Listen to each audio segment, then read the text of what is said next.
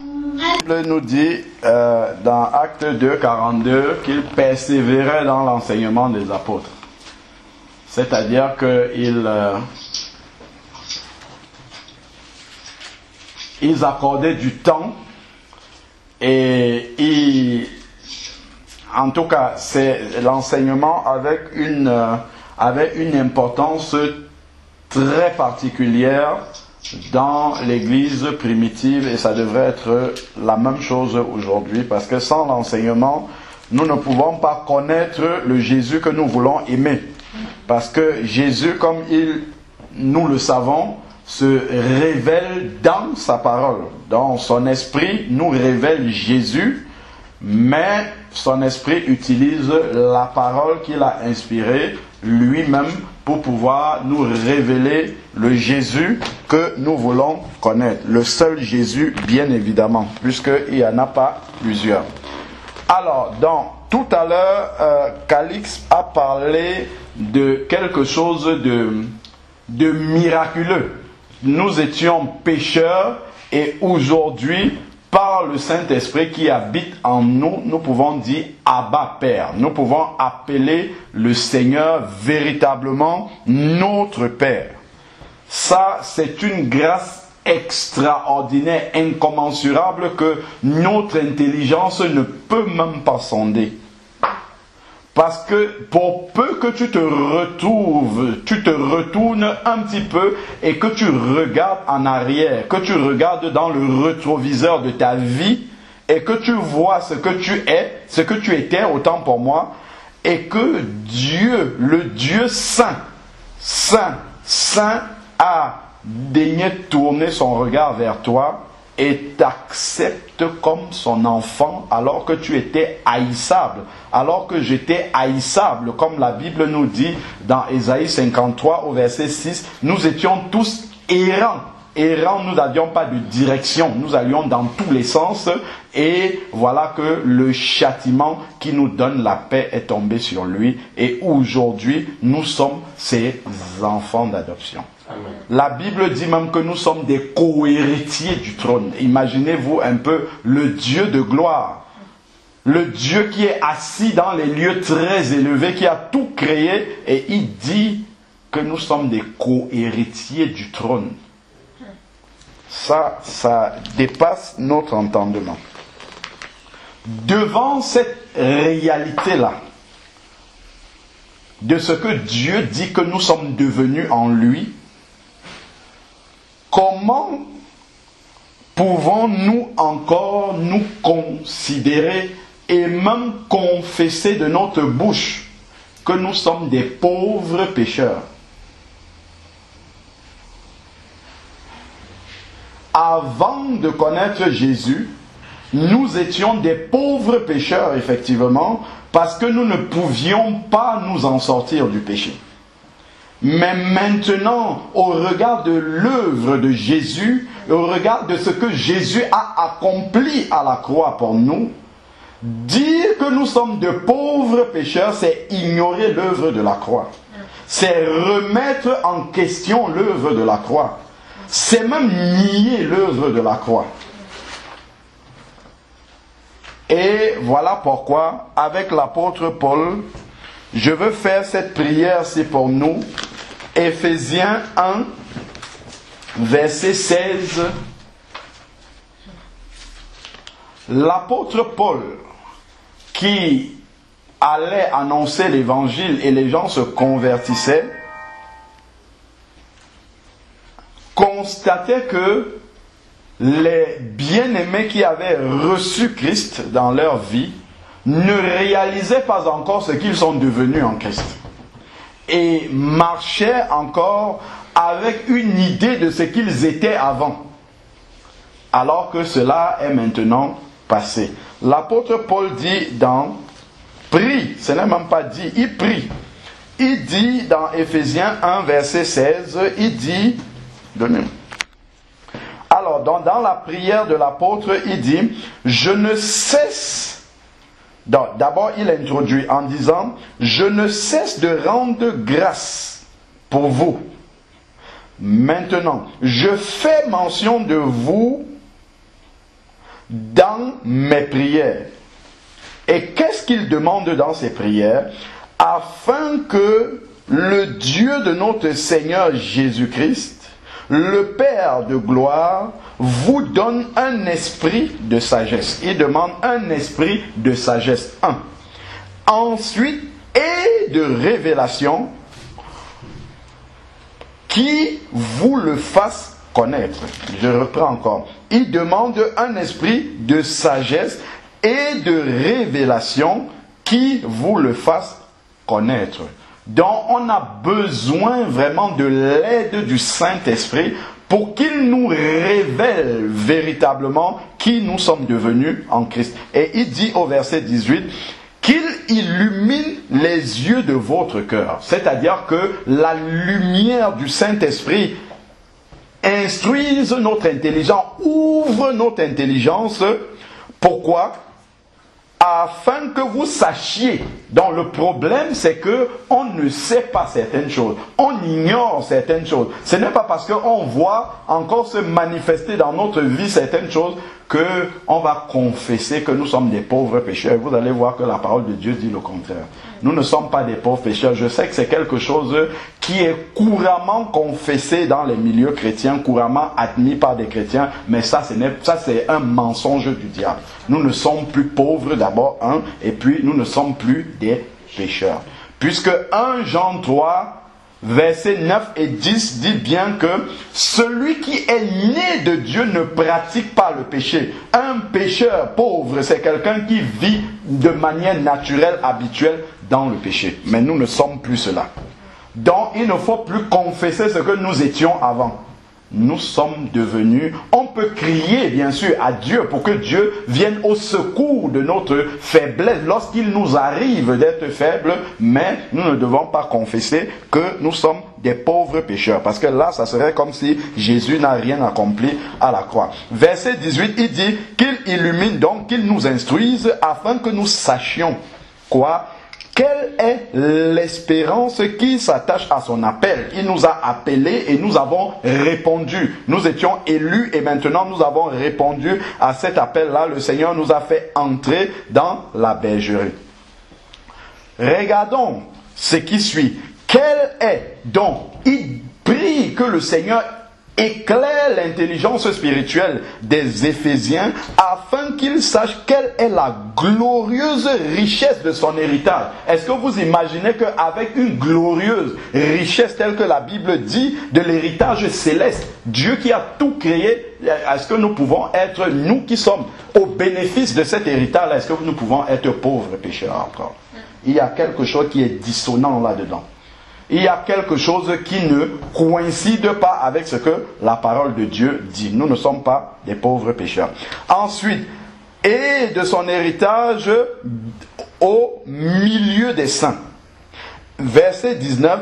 Et quelle est la grandeur surabondante de sa puissance envers nous qui croyons selon l'action souveraine de sa force. Donc l'apôtre fait une prière afin que les Éphésiens réalisent qui ils sont, parce que ils avaient reçu le Seigneur, et bien ça s'adresse aussi à nous, bien souvent aussi des enfants de Dieu qui ont reçu Jésus, mais on a du mal parce que le souvenir de qui nous étions est toujours présent alors que Dieu a effacé nos péchés et ne s'en souvient plus. Comme dit Ésaïe chapitre 43 verset 25. J'effacerai leurs crimes, leurs iniquités, je ne m'en souviendrai plus. C'est effacé. Donc nous continuons encore à nous voir comme nous étions avant et ça nous amène à confesser dans notre bouche des choses que Jésus a déjà réglées. Éphésiens 2 maintenant, verset 22. Éphésiens chapitre 2, verset 22. En lui, nous savons qu'en nous, nous n'avons rien du tout. Oui, en nous, nous sommes pauvres pécheurs. Mais maintenant, nous sommes en Christ. C'est pour ça qu'il dit en lui. C'est parce que nous sommes en lui que nous ne pouvons pas nous appeler des pauvres pécheurs. En lui, vous aussi, vous êtes édifiés ensemble pour être l'habitation de Dieu en esprit. Est-ce que Dieu, le Dieu créateur de l'univers, peut habiter à l'intérieur de quelqu'un qui est un pauvre pécheur? Non, pas du tout. Ah, c'est pas vrai. C'est pas vrai. Quand il vient, en même temps, cette identité ancienne-là s'en va directement par son esprit. Amen. Prenons maintenant 2 Corinthiens, chapitre 8, verset 9. 2 Corinthiens, chapitre 8, verset 9. Car 2 Corinthiens 8, verset 9 dit, car vous connaissez la grâce de notre Seigneur Jésus-Christ qui pour vous s'est fait pauvre. Attention. Il s'est fait pauvre de riche qu'il était, afin que par sa pauvreté vous soyez enrichis. Jésus s'est fait pauvre pour que nous soyons enrichis. Et aujourd'hui, nous confessons encore que nous sommes pauvres. Non, ça veut dire que nous ignorons quelque chose. Nous sommes enrichis en Christ. C'est comme si Jésus avait fait débiter son compte bancaire pour que le nôtre soit crédité. Donc, si le nôtre est crédité, nous ne pouvons plus dire que nous sommes pauvres, à moins que nous ignorons effectivement que notre compte est crédité. Évidemment, si peut-être tu vas consulter le solde de ton compte et que tu vois que ton compte est à découvert, disons, et donc tu te considères comme étant pauvre, tu n'as rien, ou bien il est à zéro tout simplement, tu n'as rien. Entre-temps, on te fait un virement d'une somme faramineuse. Si tu ignores que c'est sur ton compte, tu vas continuer à mendier ton pain dehors alors que ton compte est blindé. Si tu ne le sais pas, effectivement, tu vas continuer à dire, ah, ouais, est-ce que vous pouvez me prêter ci, est-ce que vous pouvez me prêter ça? Mais le jour où tu vas aller demander à la banque, c'est quoi le solde de mon compte? Quand on va te dire ce qu'il y a là, tu vas tomber à la renverse. Et c'est ce que nous ignorons. Il ne s'agit pas de marcher orgueilleusement et dire voilà maintenant nous sommes riches. C'est une grande responsabilité. C'est juste de réaliser ce que le Seigneur a déjà fait pour nous et de marcher dans cette réalité-là. C'est ça maintenant la question. Si nous prenons Romains chapitre 8 verset 2. Romains chapitre 8 verset 2. Parce que c'est quand même une grande révélation de réaliser que nous sommes l'habitation de Dieu en esprit. Ça quand même, c'est pas n'importe, on ne peut pas appeler n'importe qui l'habitation de Dieu en esprit. Il y a, je sais pas, 6 ou 7 milliards d'êtres humains sur la terre, mais c'est pas tous les 7 milliards qui sont l'habitation de Dieu en esprit. C'est quelques-uns qui sont les élus de Dieu. Voilà. Et ceux-là ne sont pas pauvres du tout. Amen. Dans Romains 8, verset 2, il dit, nous étions pauvres pécheurs, c'est vrai. Mais qu'est-ce qu'il dit ici dans Romains 8, verset 2? Il dit, en effet, la loi de l'esprit de vie en Jésus-Christ m'a libéré de la loi du péché et de la mort. M'a libéré, m'a délivré. Je suis délivré du péché. Parce que avant, je ne pouvais pas me défaire du péché. Je ne pouvais pas m'empêcher de pécher. Oui, dans ce cas, j'étais pauvre. Quand on dit que quelqu'un est pauvre de lui, c'est que c'est quelqu'un qui est littéralement lié par la chose et il ne peut rien pour s'en défendre. Là, on dit que oui, pauvre de lui, parce qu'il ne peut rien faire pour sortir de là. Si on ne vient pas l'aider, mais le Seigneur l'a déjà fait.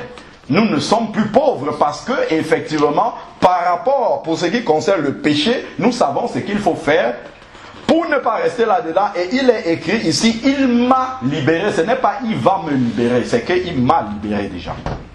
En effet, la loi de l'esprit de vie en Jésus m'a libéré du péché et de la mort. Quelque part dans la parole de Dieu, l'apôtre Paul va dire, marchez selon l'esprit et vous n'accomplirez pas les œuvres de la chair. Donc si tu marches par l'esprit, c'est ça, l'esprit de vie en Jésus, tu ne vas pas marcher dans le péché. Donc tu sais ce qu'il faut faire pour ne pas marcher dans le péché, tu as la solution. Donc, effectivement, tu n'es pas un pauvre pécheur. Amen. Parce que tu peux t'en sortir. Si je prends maintenant Romains 6, on tourne une page derrière. Romains 6, verset 6 nous dit, nous savons que notre vieille nature, la vieille nature, l'être ancien que nous étions, qui est matérialisé par la chair qui habite en nous maintenant, cette vieille nature-là est celle qui nous conduisait à pécher, qui nous conduisait à marcher dans le péché, qui nous conduisait à être vaincus par le péché. Il dit que cette vieille nature-là a été crucifiée, elle a été mise à mort, elle a été rendue impuissante pour ceux qui sont les enfants de Dieu, pour ceux qui ont réellement confessé Jésus comme Seigneur et Sauveur et qui marchent dans la vérité. Donc, elle a été crucifiée avec lui. Donc, 2000 ans en arrière, quand Jésus mourait à la croix, notre chair était déjà crucifiée. C'est juste quand vous voyez les pécheurs qui sont là dehors, qui ne se sont pas convertis, qui ne sont pas venus au Seigneur, la loi du péché agit dans leur vie parce qu'il faut d'abord qu'ils viennent au Seigneur afin que ce qui s'est passé il y a 2000 ans s'accomplisse dans leur vie aujourd'hui, à l'instant où ils reçoivent Jésus comme Seigneur et Sauveur. Et qu'est-ce qu'il dit? Notre vieille nature a été crucifiée dans un but. Elle n'a pas été crucifiée juste comme ça parce qu'il fallait la crucifier. Il dit, afin que ce corps de péché, justement, la nature que nous avions, qui nous conduisait à marcher systématiquement et de façon totalement, impuissante par rapport au péché, afin que ce corps de péché soit réduit à l'impuissance. C'est pour ça que la chair est crucifiée, pour qu'elle n'incite plus le corps de péché que nous avons à marcher dans le péché. Donc, Dieu, il a dit tout à l'heure que Jésus s'est fait pauvre afin que nous soyons enrichis. Donc, Jésus a fait tout cela pour que nous passions de pauvres pécheurs, effectivement, que nous étions, et que ce péché-là soit crucifié, afin que maintenant, il reste dans l'impuissance et que nous ne soyons plus esclaves du péché. Être esclave du péché, ça veut dire être un pauvre pécheur. C'est ce que ça veut dire ici. Et il est mort à la croix justement pour que nous ne soyons plus des pauvres pécheurs, que nous ne soyons plus des esclaves du péché. Parce qu'un esclave, en fait, est quelqu'un qui est sous la domination d'un maître et il ne peut pas décider de devenir libre. Il n'a pas le moyen par sa propre, de son propre chef d'obtenir sa liberté. Il faudrait que quelqu'un lui donne sa liberté, que son maître lui donne sa liberté, ou que quelqu'un d'autre vienne le racheter. C'est comme ça qu'on faisait. Ceux qui étaient au temps de l'esclavage, un maître esclavagiste qui avait besoin peut-être de personnes plus costaudes pouvait aller sur rencontrer un autre maître qui a des esclaves plus costauds et acheter les esclaves qui lui manquaient. Donc il rachetait cela et il devenait ses esclaves. Nous étions esclaves du diable, effectivement, pauvres pécheurs, parce qu'on ne pouvait pas acheter cette liberté-là. Et le Seigneur a payé afin que, de pauvres que nous étions, que nous soyons enrichis et quitte du péché, comme la Bible dit. Quitte du péché, ça veut dire nous ne devons plus rien au péché. Voilà ce que la Bible nous dit. Et si nous regardons dans Éphésiens 1, verset 3, qui rappelle encore l'identité que nous avons en Christ et que nous devons confesser et ne jamais laisser quiconque ou quoi que ce soit, comme l'apôtre Paul le dit aux Galates, se remettre sous un joug quelconque à confesser ce qui le Seigneur a déjà réglé. Alors, c'est comme si vous avez commis un crime, un vol. En tout cas, vous avez fait quelque chose, vous avez enfreint une loi pénale de la société et on décide de vous mettre en prison. Par contre, on dit, voilà, il y a une caution de telle somme qui doit être payée. Si cette somme-là n'est pas réglée, vous allez en prison pour payer effectivement le mal que vous avez fait à la société. Un bienfaiteur vient, il paye cette dette-là, vous avez été déféré, vous attendez là-bas d'avoir éventuellement l'argent ou bien de puger votre somme. Un bienfaiteur vient, il paye la rançon. Il dit, bon voilà, c'est combien qu'il faut pour sa caution. On dit, c'est telle somme. Il donne la somme. Et puis, il s'en va. Peut-être vous n'êtes pas au courant que la caution a été payée. Vous restez tranquillement dans la prison et vous continuez à prier pour demander que Dieu permette que quelqu'un vienne payer cette rançon-là. Mais en fait, la caution a déjà été payée. Il faut sortir. Il faut confesser que tu es libre maintenant. Que tu n'as plus rien à payer pour sortir de là. Parce que ça a déjà été réglé. Voilà, en fait, ce qui s'est passé en Christ. Et ici, nous lisons dans Éphésiens 1, verset 3. Béni soit le Dieu et Père de notre Seigneur Jésus qui nous a bénis. Oh, tu ne peux pas être pauvre et béni en même temps. C'est deux, ça sonne faux. Les deux, ça marche ensemble en fait. Il dit, qui nous a, c'est pas qui va, c'est qui nous a bénis de toute bénédiction spirituelle dans les lieux célestes en Christ. En plus, quand on lit Éphésiens 2, verset 6, où il nous est dit qu'il nous a fait asseoir avec lui dans les lieux célestes en Christ. Si tu es un pécheur, tu ne peux pas entrer dans les lieux célestes. Ça, c'est sûr. Pire encore, si tu es un pauvre pécheur. Il dit, Éphésiens 2, verset 6, il nous a ressuscités ensemble et fait asseoir ensemble dans les lieux célestes en Christ, afin de montrer dans les siècles à venir la richesse, voilà, la richesse, cette richesse-là dont nous avons hérité spirituellement, bien entendu, nous avons hérité de cette richesse-là, et c'est une richesse surabondante de sa grâce par sa bonté envers nous, en Jésus-Christ. Tout est en Jésus-Christ. Nous sommes pauvres en nous-mêmes, mais en Jésus, nous sommes riches et il faut le prendre par la foi. On ne parle pas de richesse matérielle, sinon ça n'aurait absolument aucune valeur. Alors, maintenant, 2 Corinthiens chapitre 5, verset 17, un verset que nous connaissons par cœur, dit, si tu es en Christ, tu es une nouvelle créature. Le texte original dit tu es une nouvelle création.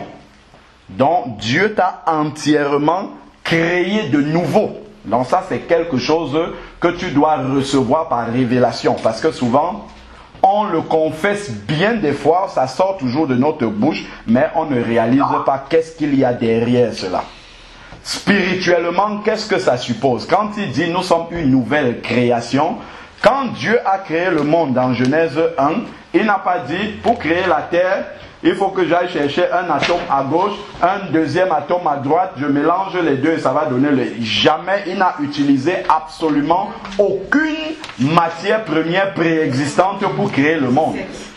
Il a créé le monde à partir de ça. Parole. Il a confessé une parole et les choses qui n'existaient pas sont venues à l'existence. C'est-à-dire qu'elles ont été totalement créées nouvellement. Tout était neuf. Il n'a pas créé le monde à partir du vieux, à partir de quelque chose de préexistant. C'est la même chose quand il dit nous sommes une nouvelle créature. Certes, physiquement, nous sommes là, nous sommes toujours la même personne, mais notre esprit a été totalement créé de nouveau. Notre esprit est exactement comme celui à l'image de Jésus. Parce que nous savons que Adam, à la base, a été créé à l'image de Dieu, mais cette image-là a été déformée par le péché et Jésus est venu mourir pour rétablir justement cette image-là. Et ça, on la reçoit par la foi déjà dans l'esprit, clairement, entièrement, au moment où nous naissons de nouveau. Et ensuite, il faudrait que cette image retrouvée là, qui est l'image de Dieu, qui est déjà vraie dans notre esprit, puisse descendre maintenant au niveau de l'âme et se manifester dans nos sentiments, dans nos émotions, dans notre volonté et ensuite sur notre corps à l'extérieur. Amen. Donc, avant que cela ne se matérialise, 2 Corinthiens 5, verset 17, Si on le confesse seulement, si on le dit seulement de notre bouche comme ça va être comme un slogan d'un parti politique qui dit, voilà, bon, on donne un slogan comme ça, mais il n'y a rien de concret derrière. Mais avant que ce verset-là puisse devenir une réalité dans la vie de quelqu'un, il faut qu'il passe préalablement par une étape qui est celle de régler d'abord la vie passée. Parce qu'il a dit, si quelqu'un en Christ, il est une nouvelle créature, les choses anciennes sont passées. Mais les choses anciennes ne passent pas comme ça miraculeusement. Il y a un travail à faire d'abord pour que les choses anciennes passent effectivement. Le Seigneur va faire passer ces choses-là, mais avant qu'elles ne passent, il faut que tu les règles. C'est pour ça qu'on a dit effectivement qu'un baptême sans repentance est sans valeur, absolument aucune valeur devant le Seigneur. Parce que la vie ancienne est toujours là, elle est toujours présente, alors que le baptême même symbolise la mort de l'ancienne vie. Mais si on n'a pas réglé le problème de l'ancienne vie, elle est toujours présente. Donc, le baptême qu'on est en train de faire ne représente rien. Ce n'est pas une réalité qui est en train de se manifester extérieurement, puisque l'ancienne vie continue à exister. Alors, donc, passer par la repentance pour régler le problème de l'ancienne vie. Et nous savons bien, Proverbe 28, verset 13, qui nous parle de la vraie repentance. Celui qui cache ses transgressions ne prospère pas, mais celui qui les confesse et qui les délaisse et qui les abandonne, oui, lui, il obtient miséricorde. Donc, c'est en confessant nos péchés, non seulement dire au Seigneur, je reconnais, mais prendre l'engagement d'abandonner, de se séparer. Et c'est ça qui va faire que la nouvelle vie puisse commencer. C'est ça qui va faire que, effectivement, la nouvelle vie puisse se manifester.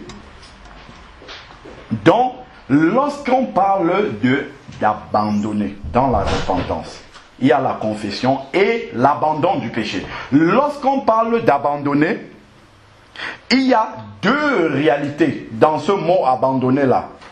Il y a deux réalités. La toute première réalité, c'est que tu ne peux pas abandonner quelque chose si tu n'as pas la volonté d'abandonner. D'abord, il faut avoir la volonté d'abandonner. Seigneur, je veux. Si dans ton cœur, il n'y a pas cette vérité-là que tu veux réellement abandonner, la vie passée, le péché et tout ce que cela comporte, jamais la nouvelle vie ne va s'installer. S'il n'y a pas ta volonté, parce que Dieu ne va jamais te forcer, jamais, jamais, jamais de la vie. Donc, la toute première chose dans abandonner, c'est d'abord la volonté. Maintenant que lorsqu'il y a la volonté, vient ensuite l'action. 2. Donc, tu as quelque chose à faire. 1, avoir la volonté de le faire. 2, passer à l'action qui correspond à la volonté qui s'est manifestée d'abord, premièrement. Donc, préalablement, la volonté doit se manifester et ensuite, l'action qui correspond à cette volonté-là doit se mettre en place. Et maintenant, lorsque tu as pris la décision dont cette volonté-là s'est manifestée et ensuite tu as pris la décision de le faire et tu l'as fait, effectivement, le Saint-Esprit à ce moment-là, ce n'est que lorsque les deux étapes-là sont franchies que le Saint-Esprit vient maintenant à ce moment-là pour t'aider à le réaliser. Donc tu ne peux pas rester comme ça. Tu dis, Seigneur, fais que je ne sais plus moi. Tu es peut-être addict à je ne sais pas trop quoi. À colère, je ne sais pas trop. Tu dis, oh Seigneur, enlève la colère. Et tu restes comme ça, c'est tout. Non, il n'y a rien qui va se passer comme ça. Rien. Rien, ça ne marche pas comme ça. Alors, donc, si sincèrement dans ton cœur, tu ne souhaites pas abandonner dans ta vie ce qui ne glorifie pas Dieu, il ne va jamais te forcer. Nous savons que Dieu a créé les hommes libres. Il y a des anges qui font automatiquement la volonté de Dieu. Ils n'ont pas de volonté à eux. Ils viennent, Dieu a dit de faire ça, ils le font, ainsi de suite. Mais Dieu a créé une catégorie sur l'échelle de sa création qui est l'homme avec grande tâche, à qui il a laissé le libre arbitre. Choisis ce que tu veux faire Et donc, Dieu ne va jamais revenir sur ce qu'il avait choisi de sa propre souveraineté de créer l'homme libre. Il ne va jamais faire ça. Si Dieu vient forcer ta volonté, ça veut dire qu'il aura violé exactement sa loi. Voilà, cette loi-là que lui-même il avait décidé. Donc, si il vient le faire, il aura, donc Dieu ne va jamais violer la volonté de l'être humain. Et ça, on le voit avec Apocalypse 3:20. Je crois, on l'a dit tout à l'heure. Je me tiens à la porte et je frappe. Vous voyez comment le Seigneur dit? Il dit, je me tiens. Il aurait pu dire, je viens, j'enfonce la porte et puis j'entre, je m'assois, je soupe avec toi, je prends la nourriture, je pose sur la table et on commence à manger. Non. Il ne fait pas ça. Le Seigneur vient, il toque et il attend. Il fait le premier pas, tac, tac, tac, tac, tac. Maintenant, il faut entendre. Ensuite, tu as entendu, tu as la volonté, tu ouvres. Et maintenant, lorsque tu as ouvert, ça veut dire que tu lui as donné la permission d'entrer et de faire le travail. De la même façon, pour que le Saint-Esprit nous débarrasse de certaines vieilles habitudes qui viennent de notre vieil homme, pour qu'il nous débarrasse de cela, il faut que nous fassions la même chose là, parce que le Saint-Esprit est là, il tape aussi et il veut enlever et nous débarrasser de toutes ces choses-là. Mais si notre volonté n'est pas là, si dans notre cœur, au plus profond de nous-mêmes, si nous ne désirons pas que ces choses qui ne glorifient pas Dieu dans notre vie partent, elles seront toujours là. Si je veux conserver l'animosité vis-à-vis de mes bien-aimés, mes frères et sœurs, ça restera toujours. Si je veux garder ça en moi, ça sera toujours là. Mais si j'ai décidé, si je dis Seigneur, maintenant je ne veux plus que cela soit là, ça partira. Le Saint-Esprit viendra et il enlèvera ça. Mais de la même façon, on a tellement de boulets qu'on traîne encore dans notre vie chrétienne. C'est pour ça qu'on finit par croire qu'on est pauvre. Au final. Pourquoi? Parce que justement, au plus profond de nous-mêmes, nous ne voulons pas nous en sortir. Nous voulons rester là à tourner toujours, à dire oh Seigneur, nous sommes de... Non, parce qu'on ne veut pas avancer. On croit qu'on est obligé de rester dans cet état-là. Pas du tout. On n'est pas obligé de rester dans cet état parce que le Seigneur a déjà réglé cela pour nous. Maintenant, il faut que notre volonté aille se mettre en place. Et que, justement, derrière cela, qu'une action de notre part se déclenche. Que l'action se déclenche et le Saint-Esprit vienne réaliser maintenant ce travail. Parce qu'il y a beaucoup de choses dont, par nos propres forces, et on va le voir, on ne peut pas y arriver. Mais ce n'est que lorsque le Saint-Esprit voit cette volonté. Regardez par exemple, ceux qui ont, d'ailleurs, je dis même ceux, nous tous, qui avons marché dans des milieux où on ne prêchait pas la vérité. Pourquoi le Saint-Esprit ne vient pas là et il enlève tout le monde, il les amène vers la vérité? Pas du tout. Il vient, il enlève ceux qui ont la volonté d'écouter, de suivre la vérité. Ceux qui ont reçu l'amour de la vérité, ils ont cette volonté de s'en sortir. Ils sont sincères, ils sont profonds, ils sont vrais avec le Seigneur. Là, le Saint-Esprit vient maintenant et dit, ah oui, celui-là, hop, et il t'enlève. Pourquoi? Il y a quelque chose que toi tu as fait avant, il y a quelque chose que tu as manifesté avant, et le Saint-Esprit a vu cela et il est venu. Si vous prenez le cas, par exemple, dans Acte 8, le cas de l'eunuque éthiopien qui se déplaçait de l'Éthiopie là-bas pour venir tous les ans à Jérusalem pour adorer le Seigneur. Donc il y avait cette volonté, cette action. Et quand il rentrait sur son chemin, la Bible nous dit il lisait le rouleau d'Ésaïe. Il voulait connaître ce Dieu-là, mais il ne le connaissait pas. Il n'avait pas la révélation de ce Dieu-là. Mais quand le Seigneur voit une âme sincère comme ça, hop, il envoie son serviteur Philippe dans le désert, rencontre celui-là et annonce lui la vérité. Mais il y a sûrement plein de personnes qui sont là partout à Jérusalem que le Saint-Esprit ne va pas visiter. Pourquoi? Parce qu'il n'y a aucune volonté de leur part de connaître Dieu. Parmi les pharisiens, il y en a, la plupart ils passaient le temps à critiquer Jésus, mais déjà le fait que Nicodème soit venu vers Jésus, voilà déjà quelqu'un que le Saint-Esprit, et je crois que la Bible nous montre que finalement Nicodème, il était là au moment de la crucifixion de Jésus. Donc, il a vraiment reconnu Jésus et accepté Jésus parce qu'il y avait une volonté dans son cœur d'aller vers le Messie. Et là, le Saint-Esprit peut maintenant venir et travailler. Donc, il faut cette volonté-là et que l'action commence. On commence quelque chose et le Saint-Esprit vient nous propulser, nous aider à arriver au bout de ce que nous avons décidé de faire. C'est une décision. Crucifier la chair, tuer le péché dans notre vie, c'est une décision qu'on prend. C'est un engagement qu'on prend et on s'y tient.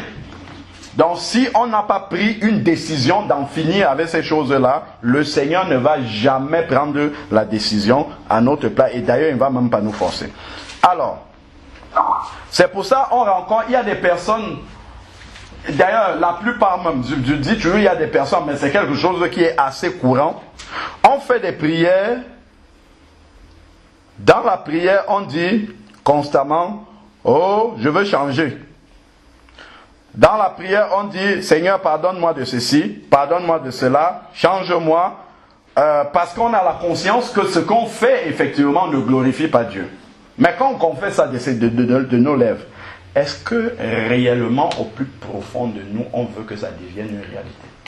Est-ce qu'on veut vraiment que le Seigneur nous débarrasse de ce qu'on dit là? Quand je dis, Seigneur, pardonne-moi parce que je me suis énervé aujourd'hui, pardonne-moi parce que ceci, est-ce qu'on veut vraiment que le Seigneur enlève ça? Ou on préfère que la chair continue à se manifester comme ça, puisque après, ça nous permet de rester à l'aise et d'être bien? Est-ce qu'on préfère cet état de défaite-là? Réellement, je parle au plus profond de nous. Hein. Ça, c'est quelque chose qui s'adresse à chacun personnellement, sa conscience devant Dieu. Est-ce qu'on veut rester dans cet état-là ou est-ce qu'on veut réellement s'en sortir? Et donc, souvent, lorsqu'on est en train de dire ça, mais au plus profond de nous, on ne veut pas changer. On n'a pas la sincère volonté que le Seigneur nous débarrasse définitivement de ces choses. Parce que nous avons tellement été habitués à marcher de cette façon-là que c'est devenu normal en fait. Les choses qui ne plaisent pas à Dieu, c'est devenu quelque chose de tellement normal qu'on a même fini par admettre comme faisant partie de notre personnalité, alors que Dieu n'est pas d'accord avec ça.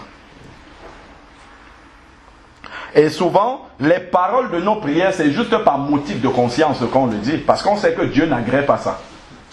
Dieu n'agrée pas cela. Donc, bon, on le dit comme ça par motif de conscience. Parce qu'il faut bien que ça sorte de notre bouche. Que Dieu se dise qu'on a quand même la volonté de sortir de là. Parce qu'on sait que c'est pas bien. Mais en réalité, Dieu sonde les reins et les cœurs. Et il sait que ça ne nous dérange pas du tout d'être dans cet état-là.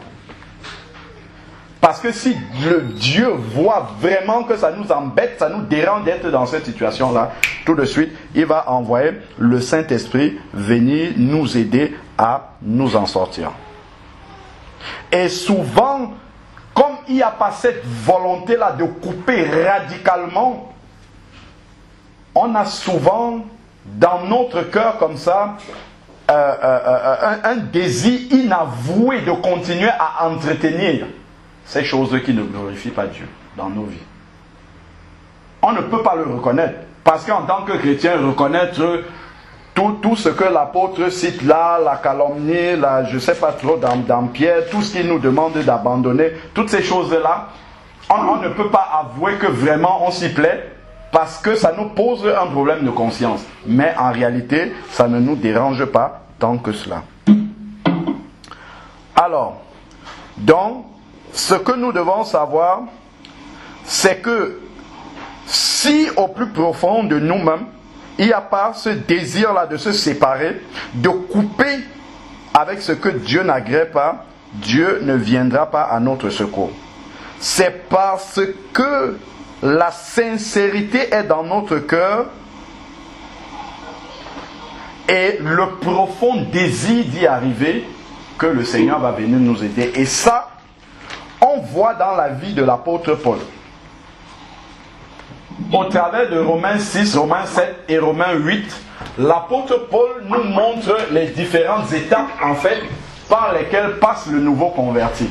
L'étape où il se rend compte, il a conscience de la nouvelle créature qu'il est, la volonté de s'en sortir, Et que finalement, le constat qu'il fait, effectivement, c'est que par ses propres forces, il ne peut pas y arriver. Mais pour crier comme l'apôtre Paul crie, c'est dans Romains 7, verset 24, regardons comment l'apôtre Paul crie à Dieu.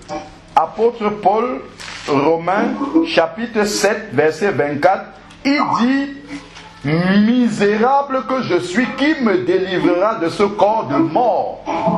Mais pour pouvoir crier comme ça, il faut d'abord que, au plus profond de tes entrailles, que la volonté soit là et que tu aies commencé quelque chose. C'est parce qu'il avait commencé quelque chose qu'il a vu effectivement que ce à quoi il voulait s'attaquer, ses forces étaient trop peu puissantes pour pouvoir le sortir de là. Mais c'est parce qu'il avait commencé quelque chose. C'est parce qu'il a d'abord, eu la volonté, et deux, entamé cette démarche de sortie, qu'il réalise qu'en fait, il a besoin de plus. Il n'y a pas que la volonté, il n'y a pas que l'action qui commence, mais il faut aussi la puissance du Saint-Esprit pour nous y aider. Donc, ça, c'est la dernière dimension qu'il n'avait pas encore réalisée en tant que jeune converti. Donc, pour pouvoir crier avec l'apôtre Paul comme ça, il faut effectivement que vous soyez sincères dans la vérité avec le Seigneur. Si on lit les versets d'avant, à partir du verset 14 jusqu'au verset 23, qu'est-ce qu'il nous est dit? Nous savons en effet que la loi est spirituelle. Donc, la volonté de Dieu pour notre vie, la manière dont il veut que nous marchions, c'est quelque chose de spirituel. Donc, alors, ensuite, il dit, mais moi, je suis charnel, vendu au péché. Donc, voici l'apôtre Paul qui, au départ, disait qu'il est un pauvre pécheur. Ici, là. Vendu au péché. Car ce que j'accomplis, je ne le comprends pas. Ce que je veux, je ne le pratique pas. Ce que je veux, vous avez vu? Donc il y avait déjà une volonté. Dans vouloir, il y a la volonté. Ce que je veux. Donc il voulait bien faire. La question maintenant c'est, est-ce que tu veux bien faire? Est-ce que tu veux réellement dans ta vie de tous les jours, dans tes rapports avec les gens, parce que c'est souvent à ce niveau-là que nous avons le plus de problèmes. Est-ce que dans tes rapports avec les gens, tu veux vraiment que la gloire de Dieu puisse se manifester? C'est là où on a le plus de problèmes. L'apôtre Paul, lui, il le voulait. Mais il voyait qu'il n'arrive pas à pratiquer ce que sa volonté veut. C'est-à-dire qu'il veut la chose, la volonté est là, l'action commence, mais il voit qu'il y a autre chose qui doit intervenir. Mais ce que je hais, donc il haïssait le fait de marcher d'une façon qui ne glorifie pas Dieu. Il avait la haine du péché. Il avait la haine. C'est ce qu'il dit. Il dit ce que je hais, mais ce que je hais, voilà ce que je fais. Donc lui-même, il avait conscience et il haïssait cela. La question maintenant, c'est que est-ce que nous haïssons la manière dont nous marchons qui ne glorifie pas Dieu? Ça, c'est une belle grosse question, ça. Et ça, c'est le témoignage que nous sommes réellement convertis. La Bible nous dit, je crois c'est dans 1 Jean, que si je confesse que j'aime Jésus et que je hais mon frère, ma soeur, ça veut dire que je suis encore dans les ténèbres. Et la Bible dit que je suis un menteur. Un menteur, voilà, c'est ça. C'est-à-dire, je me mens à moi-même. Donc, voilà ce que la Bible dit. Nous devons marcher dans la lumière. 1 Jean chapitre 2 va dire que si nous marchons dans la lumière, ce n'est que dans ce cas-là que nous sommes mutuellement en communion. On a parlé de communion tout à l'heure, d'intimité avec Dieu. Ce n'est que si nous marchons dans la lumière, c'est-à-dire avec la conscience que Dieu est présent avec nous partout et voit tout ce que nous faisons et donc voit les efforts que nous faisons pour nous en sortir. Là, nous sommes en communion. Même s'il nous arrive de chuter, même s'il nous arrive de ne pas manifester pleinement cette volonté de Dieu, mais au moins il voit que nous faisons cet effort-là. Et là, maintenant, le Saint-Esprit va venir. Alors, continuons. Verset 16. Si ce que je ne veux pas, alors, si ce que je ne veux pas, je le fais, donc, ce que je ne veux pas. Ce que je ne veux pas. Donc, il avait une volonté, et sa volonté était de faire effectivement ce que Dieu veut. Magali, s'il te plaît, est-ce que tu peux fermer ton micro? Alors, je déclare d'accord avec la loi qu'elle est bonne. Donc, il dit ce que Dieu veut là pour ma vie. Ce que Dieu me demande de faire, c'est bien. C'est ça qu'il faut que je fasse. Donc, sa volonté ici est de marcher entièrement dans la volonté de Dieu, de faire ce que Dieu veut vraiment qu'il fasse. Donc, il n'a pas ce problème-là au niveau de la décision. Là, on est vraiment dans le cas d'un chrétien qui est sincère, d'un chrétien qui est vrai avec Dieu. Et on va voir que Dieu va effectivement venir à son secours. Alors, verset 17. Maintenant, ce n'est plus moi qui accomplis cela, mais le péché qui habite en moi. Donc il réalise effectivement que le péché en lui peut être, c'est la chair en fait, hein, d'ailleurs c'est ce qu'il dit après. Car je le sais, ce qui est bon n'habite pas en moi, c'est-à-dire ma chair. Car je suis à même de vouloir, mais pas d'accomplir le bien. Je suis à même de vouloir, dont la volonté t'appartient déjà. C'est la vérité que nous avons ici, c'est que tu dois vouloir. Maintenant, il y a la chair qui est là, mais nous ne devons rien à la chair, c'est-à-dire que le Seigneur nous a donné la capacité de maintenir la chair dans l'impuissance. Donc, la volonté était là. Ici, l'apôtre Paul n'est pas dans un stade définitif. Ça, ce n'est pas la vie du chrétien adulte, ça. En fait, ça, c'est le chrétien qui est nouvellement converti, qui démarre, en fait, dans la vie de l'esprit, dans la marche par l'esprit, et qui commence à réaliser ces choses-là. Et bien souvent, nous en restons à ce stade-ci de 1 Corinthiens 7, mais, Romains 7. Mais il faut passer à Romains 8 pour voir comment le chrétien mature, adulte, finit par s'en sortir de cette situation-là, comment le Saint-Esprit le sort définitivement de cette situation. C'est là dans Romains 8. Donc ici, c'était une étape intermédiaire par laquelle l'apôtre est passé. Alors, nous sommes au verset 18, car je le sais, ce qui est bon, ainsi de suite. Bon. Prenons le verset 19 maintenant. Je ne fais pas le bien que je veux. On voit en plus toujours cette volonté-là de faire ce qui est selon la parole de Dieu. Mais je pratique le mal que je ne veux pas. Je pratique le mal que je ne veux pas. Effectivement, il y a dans notre vie des choses qui sont spontanées, qui se manifestent comme ça de façon spontanée. On n'a pas contrôlé, la chose est déjà là, une parole qui est sortie par inadvertance, ou bien, je ne sais pas moi, on s'est mis dans un état rapide. Mais ça peut arriver.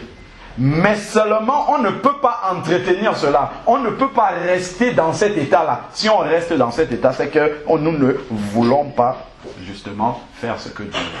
Si je suis en colère, par exemple, ça peut m'arriver de lever une parole comme ça. Mais immédiatement, je dois écouter la voix de l'esprit et revenir à moi-même directement net, et j'en ai la capacité. C'est pour ça que Dieu ne nous appelle pas pauvres pécheurs. Parce que j'ai la capacité, justement, quand je constate que le pied s'est déjà mis sur une mauvaise voie, de revenir sur la bonne voie. Parce que le Saint-Esprit peut me ramener. Si je lui dis, comme l'apôtre a crié dans le verset 24, misérable que je suis, Seigneur, je veux faire ta volonté, mais je vois que c'est difficile, aide-moi. Si on le dit sincèrement, le Seigneur vient et il nous aide à y arriver. Verset 21 maintenant. Je trouve donc cette loi pour moi qui veut faire le bien. Donc, toujours pareillement, le mal est présent à côté de moi. Ce qui est bien, c'est que le Saint-Esprit nous révèle ce qui est mal. Et ça, c'est extraordinaire. Ça fait la différence justement entre quelqu'un qui est converti et celui qui ne l'est pas. Parce que celui qui n'est pas converti, la Bible dit qu'il marche dans les ténèbres. Donc il ne sait pas où il va, il pose son pied à gauche, à droite, il peut piétiner quelqu'un et avancer toujours parce qu'il est dans les ténèbres, il ne voit pas où il va. Mais nous qui sommes dans la lumière, si tu poses ton pied sur quelqu'un, tu vas dire tout de suite, excuse-moi, parce que tu vois que son pied est là et que tu ne dois pas le faire. Et que ce n'est pas bien de le faire. Mais le problème, c'est que souvent, ceux qui sont censés être dans la lumière font les œuvres des ténèbres sans être dérangés. Et là, par contre, il y a un problème. Il faut que nous soyons totalement vrais avec le Seigneur, 100%, qu'il n'y ait aucune trace de ténèbres dans notre cœur surtout, parce que tout part de là. La Bible dit bien dans Jérémie 17 que le cœur de l'homme est tortueux et mauvais par-dessus tout, qui peut le connaître. Même étant chrétien, nous avons encore des zones qui restent ténébreuses dans notre cœur. Et il faut mettre ça à plat devant Jésus. Si nous ne mettons pas cela à plat devant Jésus, notre cœur ne sera jamais pur. Et Dieu ne peut pas prendre quelqu'un qui n'a pas le cœur 100% pur. Je dis, même si de façon... Parce qu'on a dit dans l'esprit, nous sommes totalement régénérés. Ensuite, il faut que ça descende dans la volonté. Donc, il faut au moins, même si le corps n'a pas encore manifesté la perfection, il faut que le cœur soit entièrement sincère devant Dieu. Si notre cœur n'est pas droit, je ne parle pas de la justice des hommes. Je ne parle pas si frère Nicanor ne sait pas que je le déteste, je suis content, donc ça va. Il n'y a pas de souci. Si je peux être dans cet état-là, c'est que j'aurai des sérieux problèmes avec Jésus. Très sérieux. Il vaut mieux que maintenant, je pose ce problème-là. Je pose ces problèmes-là au Seigneur maintenant pour qu'il m'aide à régler ça. Parce qu'après, ça va être très difficile. Il faut déjà que notre cœur soit totalement droit, entier, vis-à-vis du Seigneur. Que lorsque je ferme mes yeux pour prier le Seigneur, que je sache que dans mon cœur, il n'y a aucune impureté. Absolument aucune. Et c'est possible.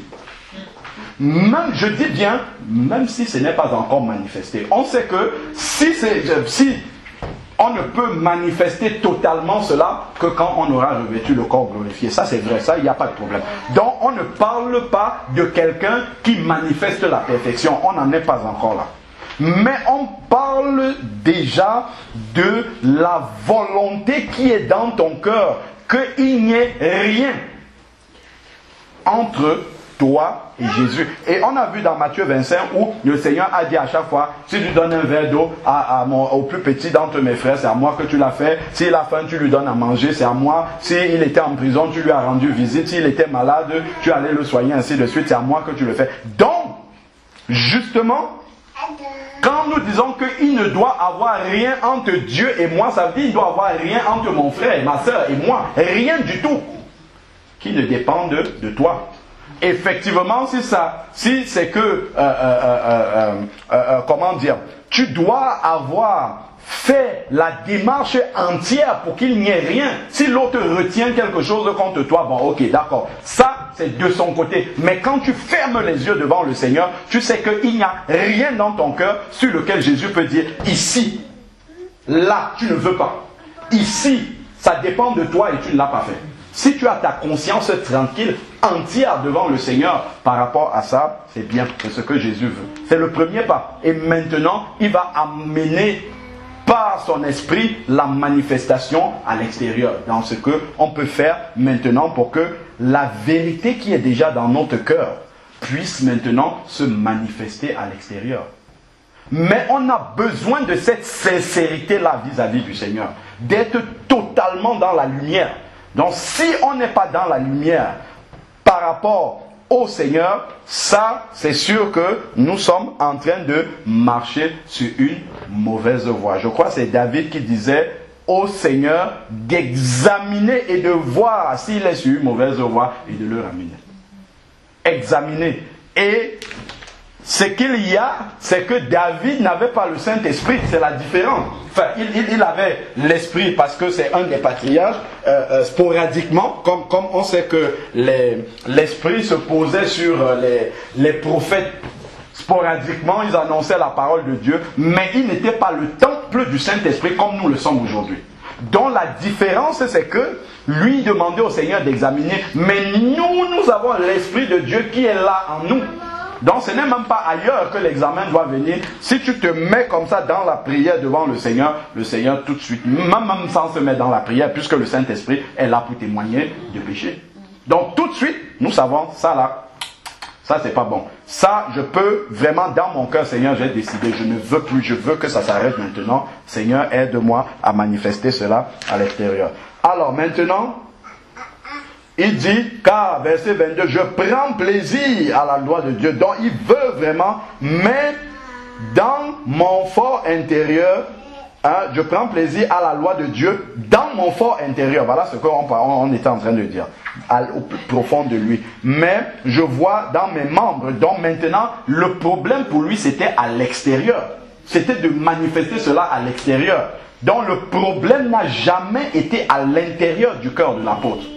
Donc, si on a un problème à l'intérieur du cœur, ça veut dire qu'on a déjà un souci dans la conversion même, dans la marche en nouveauté de vie, on a déjà un problème là-dessus. Parce que le problème que l'apôtre pose ici, Romains 6, Romains 7 et la solution, Romains 8, c'est qu'il n'y a pas de problème au niveau du préalable de la conversion. Il parle de quelqu'un qui est totalement, entièrement et vraiment converti au Seigneur, 100% dans le cœur. On voit dans la démarche de l'apôtre qu'il n'y a aucune ambiguïté dans son cœur de vouloir marcher totalement dans la volonté de Dieu. Maintenant, le problème, ça va être de manifester cela à l'extérieur. Donc, puissions-nous déjà régler les problèmes qui sont à l'intérieur de notre cœur. Ça sera la toute première démarche déjà, prendre la décision. Ensuite, l'action aussi. Et là maintenant, le Saint-Esprit, lui, il vient nous aider à manifester cela à l'extérieur. Et c'est d'ailleurs ce qui est arrivé à l'apôtre. Si on a lu tout à l'heure Romains 8, verset 2, il parle de l'esprit de vie en Jésus m'a libéré de la loi du péché. Donc le Saint-Esprit ne vient que après les étapes qu'on a vues. La décision totale dans le cœur, la sincérité entière dans le cœur. Alors là maintenant, le Saint-Esprit vient pour l'aider à vaincre ce qui concerne la partie extérieure qu'il n'arrive pas à manifester. Verset 23. Mais je vois dans mes membres une autre loi qui lutte contre la loi de mon intelligence et qui me rend captif. Donc voilà un esclave captif de la loi du péché qui est dans mes membres. Et là maintenant, il crie à Dieu. Et le Seigneur vient le délivrer au verset 2 du chapitre 8. En effet, la loi de l'esprit de vie en Jésus-Christ m'a libéré de la loi du péché et de la mort. Car, chose qui était impossible à la loi, je suis au verset 3 du chapitre 8 de Romains, parce que la chair la rendait sans force. Dieu en envoyant à cause du péché, son propre Fils dans une chair semblable à celle de péché, a condamné le péché. Voilà, il a condamné le péché dans la chair. Donc avant même que le péché ne se manifeste à l'intérieur, le péché est déjà condamné dans la chair. Donc il n'est pas obligé de se manifester à l'extérieur. Puisque la Bible dit qu'il est condamné dans la chair, avant qu'il ne se manifeste, il est déjà condamné. Donc ça c'est la révélation que nous devons avoir sur la nouvelle nature que nous avons revêtue en Christ.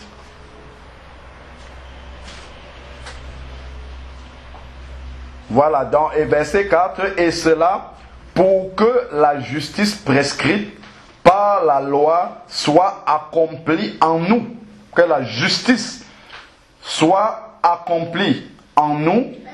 Donc, la justice prescrite par la loi soit accomplie en nous qui marchons à un. Voilà la solution. Non selon la chair, mais selon l'esprit. L'apôtre Paul va dire que celui qui marche par la chair s'affectionne aux choses de la chair.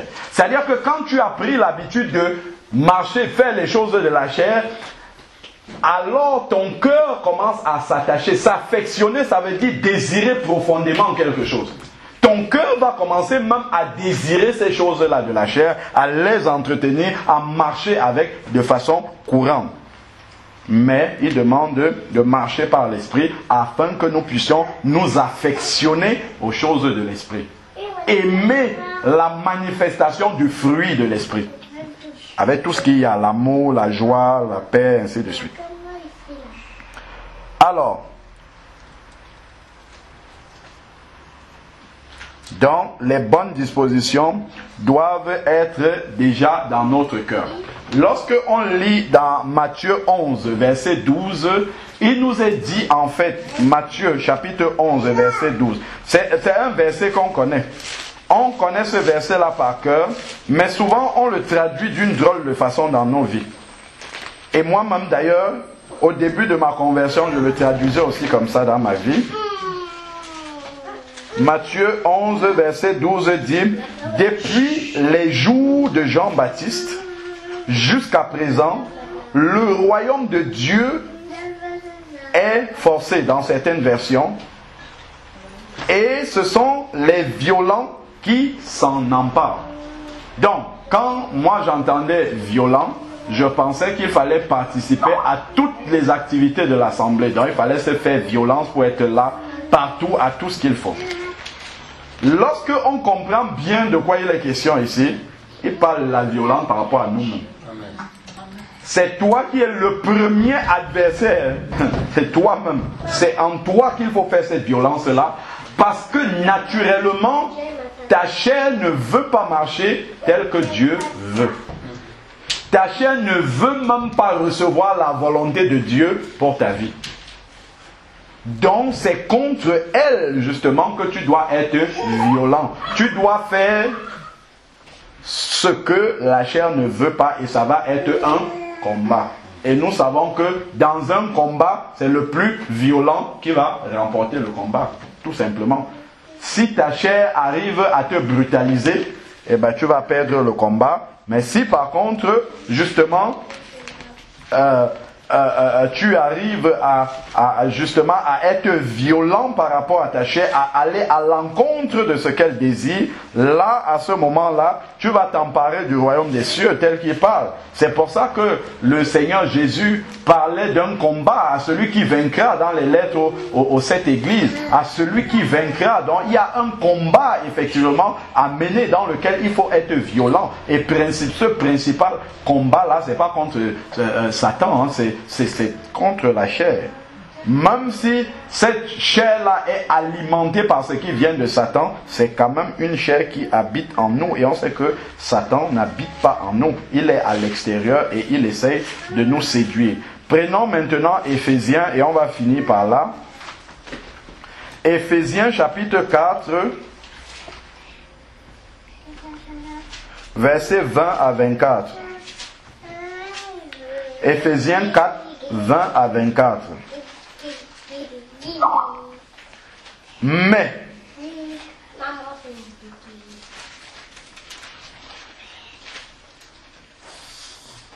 Mais vous, avant ça, il parle de personnes au verset 19 qui ont perdu tout sens moral, qui se sont livrées au dérèglement et à toute espèce d'impureté jointe à la cupidité. Donc on parle des personnes qui font des choses que Dieu n'agrée pas. Et il dit mais. Donc le verset commence par un mais, c'est-à-dire par opposition à eux. Donc vous ne devez pas être dans la même démarche qu'eux. Mais vous, ce n'est pas ainsi que vous avez appris à connaître Christ. Donc, plus justement, nous grandissons dans la révélation de Jésus, plus nous aurions envie de lui ressembler. Et forcément, pour ressembler à Jésus, il faut de plus en plus se débarrasser de ce qui ne lui ressemble pas dans nos vies. C'est aussi simple que cela. Si tu prends deux portraits, tu vois, voilà, il y a le portrait de Bernadette qui est là et le portrait de Solange Claire.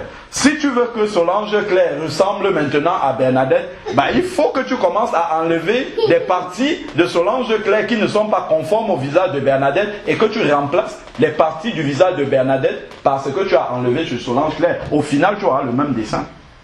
Tu auras la même image, le même portrait. Et c'est la même chose avec le Seigneur. Nous voulons lui ressembler. Nous désirons lui ressembler. Plus nous grandissons dans la révélation de Jésus. Ça serait une contradiction de dire que je connais de plus en plus le Seigneur se révèle de plus en plus à moi, mais de façon troublante dans notre vie personnelle, dans notre désir personnel. Il n'y a pas cette recherche-là d'être comme le Seigneur veut que nous soyons, c'est-à-dire comme lui, tout simplement.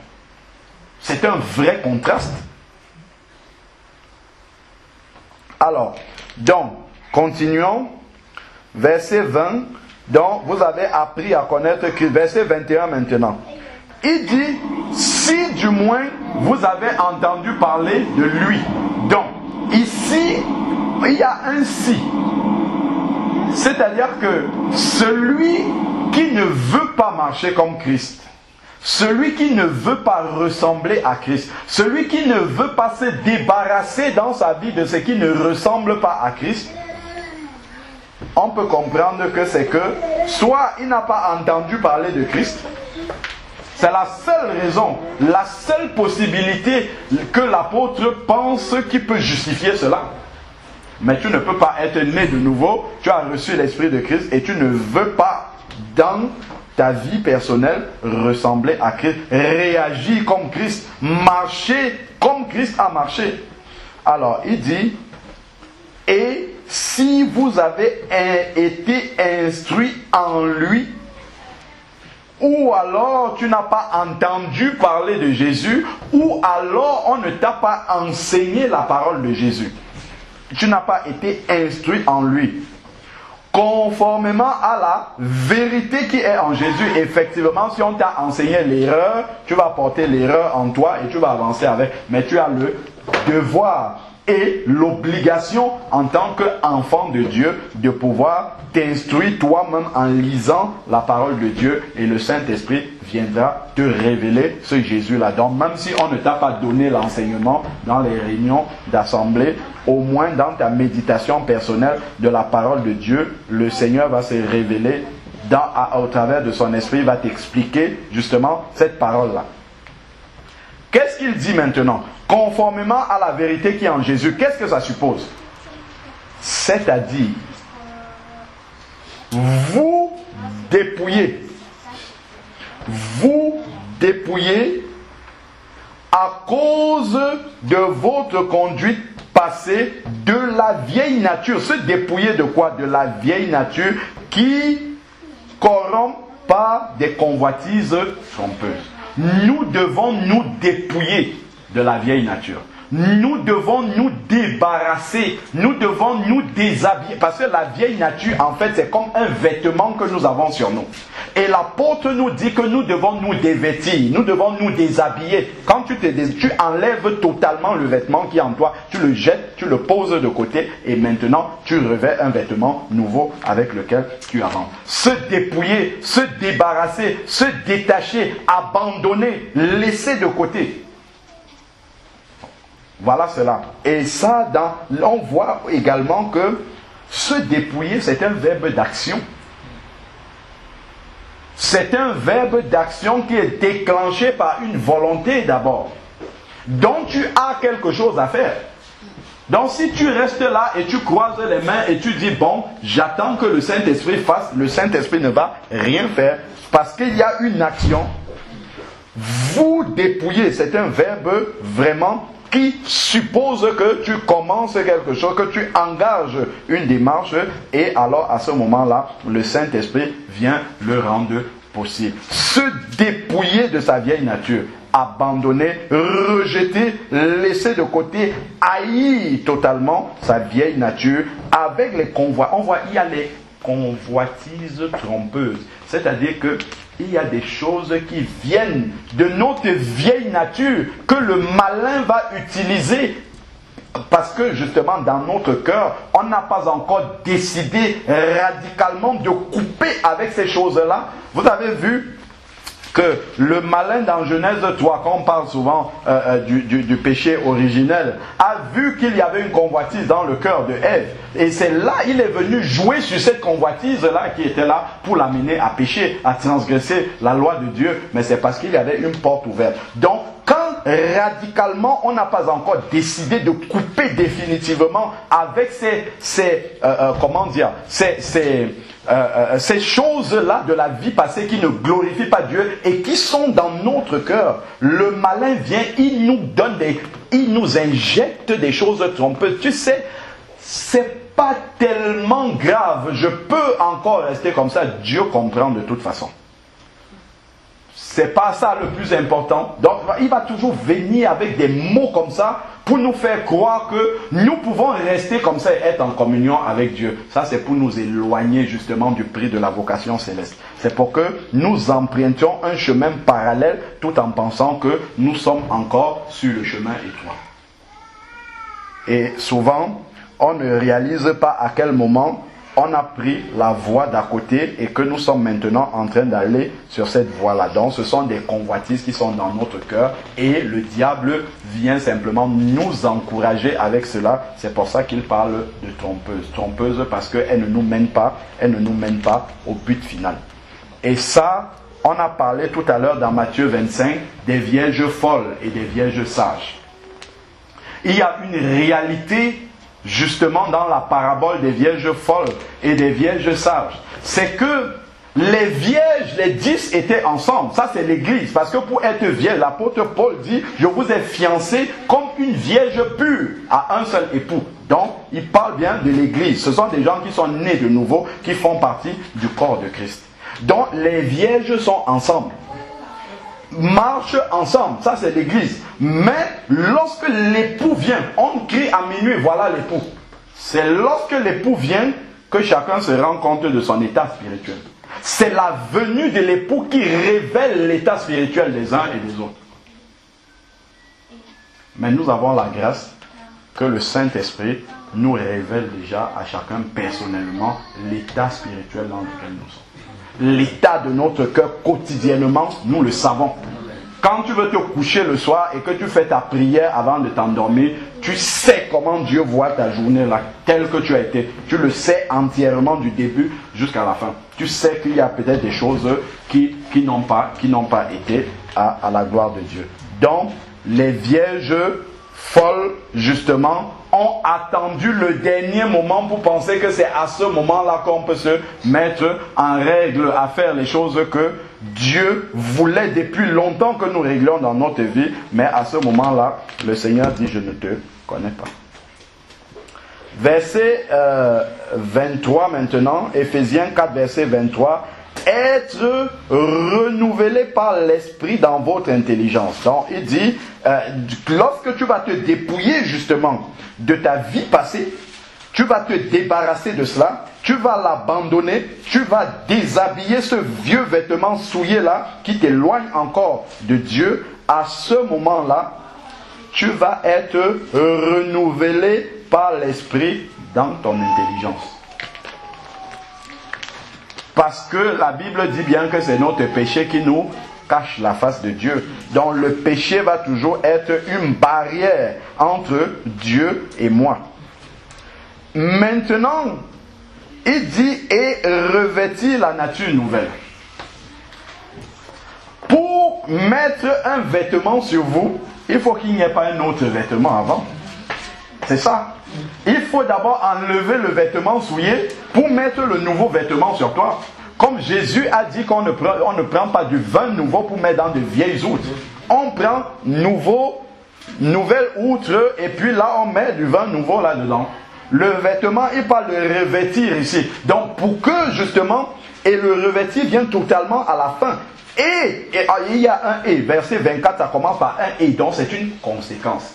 C'est lorsque je me suis débarrassé, dépouillé, abandonné de cette vie passée, de la manière dont je concevais les choses et que je faisais les choses, et ainsi de suite. C'est quand j'ai mis tout cela de côté, lorsque j'ai décidé de m'en sortir, alors là maintenant, je peux, le vêtement étant enlevé, il est souillé, je l'ai posé de côté. Là maintenant, je peux enfiler le nouveau vêtement, revêtir la nature nouvelle.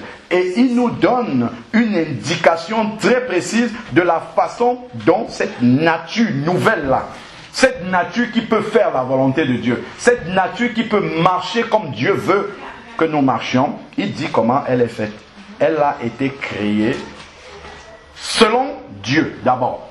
Donc à la ressemblance de Dieu, cette nature. Elle a été créée selon Dieu. Donc Dieu l'a fait conformément. Dieu ne peut pas faire quelque chose à son image et cette chose-là ne peut pas marcher dans sa volonté. Ça serait complètement absurde. Mais elle a été créée selon Dieu. On a encore le verbe créer ici, nouvelle créature. Donc il a créé cette nature-là qui est entièrement nouvelle, qui peut faire sa volonté. Et elle a été créée selon Dieu dans une justice. Donc nous pouvons marcher dans la justice de Dieu. Et une sainteté que produit la vérité. Donc pour marcher dans la sainteté, qu'est-ce qui va nous faire marcher dans la sainteté? C'est la vérité. C'est la vérité qui produit justement cette sainteté-là, cette marche dans la sainteté. Mais la vérité, lorsqu'elle nous est donnée, il faut qu'elle soit admise. Il faut qu'elle soit acceptée dans un cœur honnête et bon. Parce que lorsque on m'annonce la vérité, je peux décider. D'ailleurs, le Seigneur, on a dit ça tout à l'heure, le Seigneur nous a laissé libres. Je peux accepter cette vérité, comme je peux refuser de marcher dans cette vérité. Et souvent, on refuse d'y marcher, mais de façon inavouée. On n'avoue pas que c'est ça qu'on préfère faire.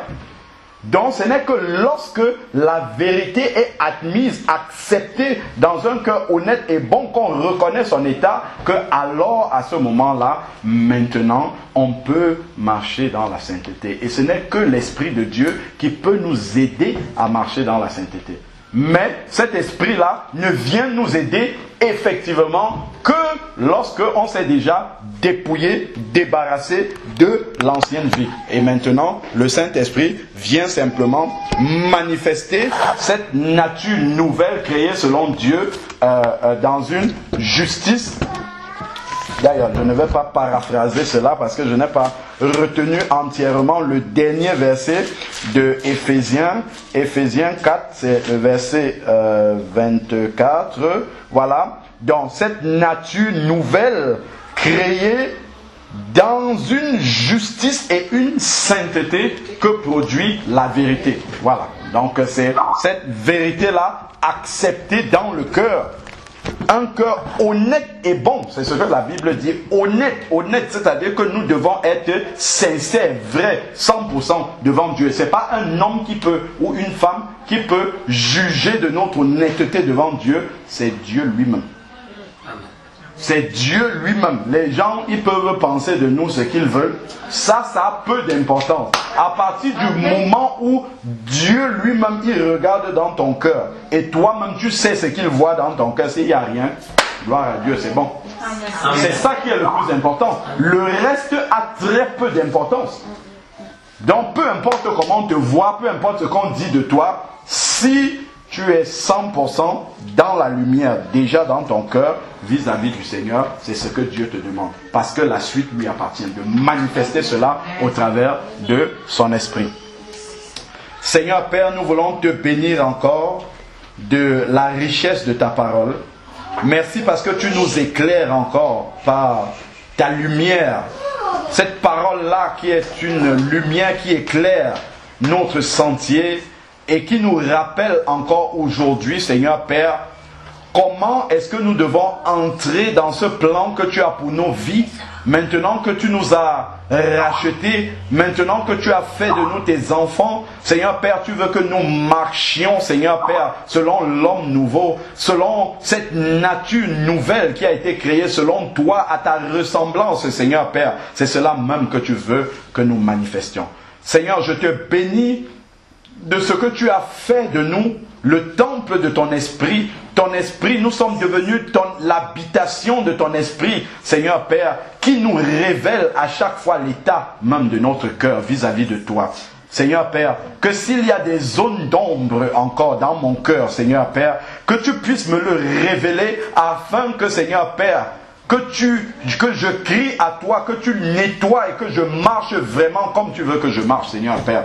Je te prie également pour tous mes bien-aimés qui sont là, ceux qui sont en ligne, ceux qui sont présents, Seigneur Père, que la même lumière, Seigneur Dieu, ce même phare puisse envoyer les pleins feux, Seigneur Père, dans notre cœur, dans chacun des cœurs, Seigneur Père, afin que nous discernions ce qui n'est pas à ta gloire, que nous le mettions en règle devant toi et que nous marchions, que nous vivions vraiment dans cette nature nouvelle que tu avais créée, Seigneur Père, pour que nous puissions être comme toi-même tu es, parce que c'est cela ta volonté. Tu as donné les apôtres, les prophètes, les docteurs, les évangélistes, les apôtres, Seigneur Père, afin que nous puissions, Seigneur, atteindre la stature parfaite qui est la tienne, la stature de Christ. Père, c'est ça ton but. Et c'est ça que nous voulons également, Seigneur Père. Nous courons vers la manifestation de cette nature-là. Seigneur, continue à nous garder sur ce chemin étroit. Au nom de Jésus-Christ. Amen. Amen. Amen. Frère Alain Patrick a dit par rapport au livre de Matthieu. Matthieu 11, verset 12. Où on dit: depuis l'époque de Jean-Baptiste jusqu'à présent, le royaume des cieux est assailli avec force et des violents s'en emparent. S'en emparent, oui. Donc, par rapport à ça, j'ai aussi un passage que j'aimerais partager un peu avec vous. Le frère Alain a dit c'est une violence contre nous-mêmes. C'est-à-dire violence contre notre propre nature. Et dans le livre de Romains 8, verset 7, dans le livre de Romains 8, verset 7, ça nous montre notre nature, la nature avec laquelle nous devons lutter, nous devons faire violence. Le Seigneur dit dans le livre de Romains 8, verset 7, en effet, la nature humaine tend à la révolte contre Dieu, parce qu'elle ne se soumet pas à la loi de Dieu et qu'elle n'en est même pas capable. Amen. Nous voyons donc que notre nature est faite dans ce sens que elle doit toujours désobéir au Seigneur. Elle doit toujours obéir à Dieu. Désobéir à Dieu. Notre nature est faite dans ce sens qu'elle doit désobéir à Dieu. Et nous devons lutter. C'est pour ça qu'on dit que c'est les violents qui s'en accaparent. Parce que nous devons faire violence à notre propre nature. Faire violence à nous-mêmes déjà. À nos désirs. Derrière chaque geste, derrière chaque parole qu'un enfant de Dieu, que quelqu'un, pas enfant de Dieu ou pas, derrière chaque geste que quelqu'un pose, derrière chaque parole que quelqu'un prononce, derrière quoi que ce soit, il y a toujours un esprit. Il y a toujours un esprit derrière quelque chose. Et nous savons que dans ce monde, il y a deux esprits. Amen. Il y a l'esprit de Dieu et il y a l'esprit de l'autre. Amen. Quand tu poses un acte qui vient de l'esprit de Dieu, ça, on sait que ça vient de Dieu. Amen. Quand tu viens un acte qui est poussé par l'esprit de l'autre, on sait que ça, c'est de l'esprit de l'autre. Donc, nous, quand nous sommes le Seigneur a dit, votre corps est le temple de mon Saint-Esprit. Et quand nous posons un acte, si c'est réellement un acte qui vient du Saint-Esprit, ça se sait, ça se voit, ça se sait. Quand c'est un acte qui ne vient pas du Saint-Esprit, ça se sait aussi. Donc, ce qui fait que réellement nous devons, le Seigneur a encore dit, renonce. Il faut d'abord celui qui veut me suivre, qui renonce à lui-même. Nous devons renoncer à notre nature. renoncer à notre nature et suivre réellement et nous revêtir de la nature du Christ. C'est pas facile, c'est dans le livre de Romains, il dit que nous en sommes incapables. Mais c'est Jésus-Christ seul qui peut nous donner cette force-là, de vaincre tout ça. Il n'y a que Jésus-Christ qui peut nous donner vraiment cette énergie possible, capable, qui peut. Et dans le combat que nous menons tous les jours, dans ce que nous faisons aujourd'hui, nous venons ici tous les jours, nous prions, nous avons le devoir de ressembler à Jésus-Christ. C'est ça même le but d'être chrétien, c'est de ressembler à notre Maître, qui est Jésus-Christ, d'être des disciples parfaits. C'est quand on nous regarde, qu'on ne voit pas de taches sur nous, que nous serons sans taches ni rides. Nous devons être des disciples accomplis. Que quand on nous voit dans ce que nous faisons, dans ce que nous parlons, dans nos agissements, qu'on voit en nous les fruits de l'Esprit. L'Esprit de qui? Du Saint-Esprit, l'Esprit de Dieu. Qu'on voit en nous les esprits de Dieu. Donc, comme je disais tout à l'heure, il y a deux esprits dans ce monde qui guident, qui dominent ce monde. L'Esprit de Dieu. Mais nous savons que l'Esprit qui est en nous est plus fort que l'Esprit qui est l'Esprit de l'autre.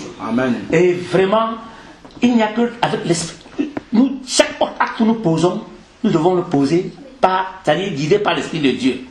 Et comme il le disait, c'est la vraie bataille, c'est une vraie guerre. Nous devons faire violence à nous-mêmes.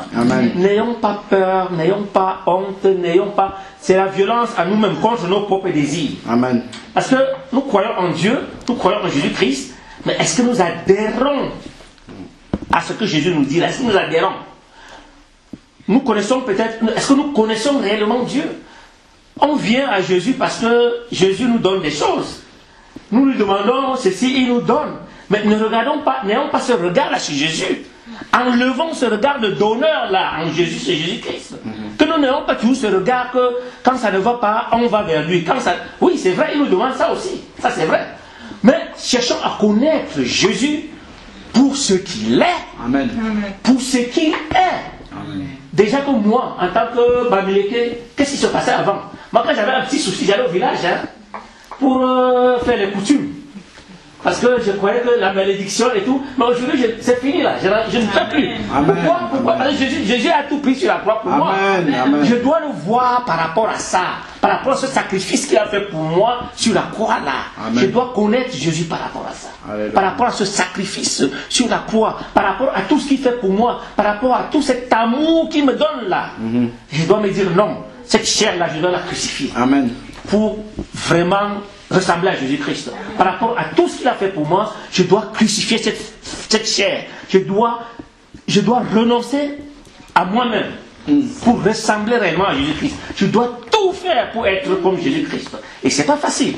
C'est un chemin, comme il a dit, c'est très étroit. Et quand on sait que le chemin est étroit et qu'il y a beaucoup de monde qui se bouscule, alors là, c'est pas facile. C'est là, c'est des coups de coude, c'est tout. Et là, on doit lutter pour renoncer à nous-mêmes. On doit renoncer à nous-mêmes, il l'a dit. Renoncer à vous-même. Vraiment, ce passage-là, quand il a dit, il faut faire violence à nous-mêmes, c'est nous-mêmes qui sommes... nous sommes nos propres ennemis. Nous sommes nos propres ennemis. Et puis, bon, Jésus-Christ, comme il a dit, Jésus ne peut pas te séparer de ce que tu aimes, comme dit souvent la sœur Ruth. Jésus ne peut pas te séparer de ce que tu aimes. Si tu aimes la fornication, Jésus-Christ ne peut pas te séparer de la fornication. Parce qu'il sait que tu aimes ça. Il n'est pas là pour venir séparer les amis. Il n'est pas là pour séparer les amis. Il vous laisse. Jusqu'au jour où il sentira que tu as ce dégoût. Tu ne veux pas. Là, alors il dira que voilà, maintenant, comme tu es devenu l'ennemi de l'autre, maintenant tu viens, que tu sois mon ami. Et c'est comme ça que tu seras l'ami du Christ. Vraiment, renonçons à nous-mêmes, renonçons à notre propre chair, renonçons à notre nature, cette nature qui est rebelle au Seigneur Jésus-Christ là. Cette nature, il le sait. Jésus nous le sait. Que cette nature, notre nature même, c'est une nature rebelle, qui rejette les choses de Dieu, qui rejette la parole de Dieu, qui rejette tout. Alors rencontrer quelqu'un dans la rue là, maintenant, parle-lui de Dieu. Certaines choses te diront, mais fous-moi le camp avec ton Dieu là. Il te dit, mais fous-moi le camp, pourtant, il ne s'est pas créé lui-même. Il ne s'est pas créé. Quand il se lève le matin, dis donc, il est en forme, il est en santé, il respire, il va à son travail, il donne le bon rendement au travail, il ne pense pas à tout ça. Que ça vient d'où? Il croit que ça vient de lui. Non, c'est Jésus-Christ. C'est Dieu qui nous fait ça. Donc nous devons vraiment savoir que nous devons renoncer à nous-mêmes et lutter pour sacrifier, pour crucifier notre nature, cette nature humaine que nous avons là. C'est pas facile, chers frères. Nous allons y arriver. Avec la force du Christ, on va y arriver. Amen. Merci. Amen, amen, amen. La suite du verset là, le verset 8 de Romains 8 là toujours, dit que ceux qui sont sous l'emprise de la chair ne peuvent plaire à Dieu. Amen. Amen. Le but du chrétien, c'est de plaire à Dieu. Amen. Donc, si tu t'affectionnes aux choses de la chair, tu ne vas pas pouvoir plaire à ton maître. Donc, c'est une peine perdue, en fait. Amen. Oh, ben c'est une peine perdue.